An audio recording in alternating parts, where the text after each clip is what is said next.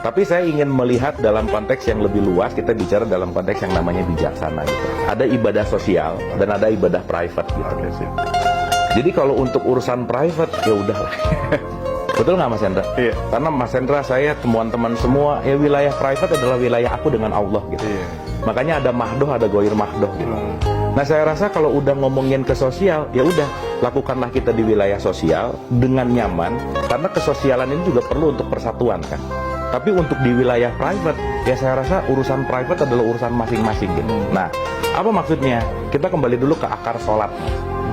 Sholat ini memang sesuatu yang sangat sensitif, tetapi saya rasa kita penting memahami dalam 360 gitu ya, supaya kita nggak melihat sholat itu hanya dalam wilayah gerakan gitu. Jadi kita jangan menganggap sholat itu hanya begini gitu Mas. Bahwa ketika pohon apel yang berbuah apel itu sholatnya pohon apel. Bahkan setiap semua apapun ini melakukan tasbih, zikir, dan sholatnya masing-masing yang mungkin kita nggak paham gitu. Kalau kita bicara dalam konteks gerakan, gerakan itu adalah sistem di mana kita melakukan pendisiplinan sebetulnya. Karena dalam beberapa perspektif, saya kasih contoh Mas. Let's say di wilayah syariat, sholat itu 5 waktu. Tetapi ketika kita masuk ke dalam esensi, ya sholat nggak ada waktunya sebenarnya. Makanya disebut ada daim, sholat yang tidak mengenal ruang dan waktu gitu. Tetapi secara formalitas yang udah ditetapkan secara struktur sosial, yang 5 ini tetap penting. Struktur sosial. Struktur sosial, Ya. gitu intinya. Sehingga kalau yang struktur sosial yang sudah diketahui 98% ini melenceng, pasti akan chaos gitu.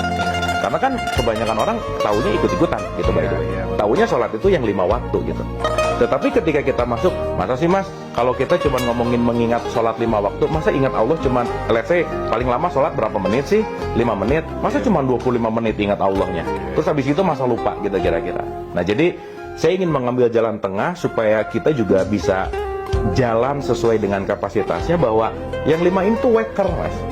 Itu cuma pengingat aja. Karena kalau nggak diingetin, kita lupa. Oke, sip banget. Jadi kalau kita bicara, woi, oh iya ya, kan lupa salah satu sifat alamiah kita gitu. Gitu kan intinya. Maka dengan gerakan, dengan apa, itu kan semua sebetulnya konsep pengingat dalam konteks yang namanya ritual.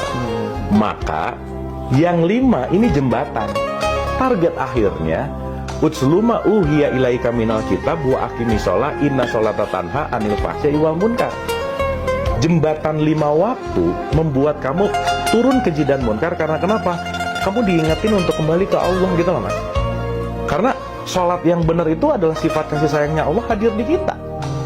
Iftitahnya hadir, basmalahnya hadir, alhamdulillahnya hadir. Jadi artinya yang 5 waktu itu adalah reminding, waker, pengingat.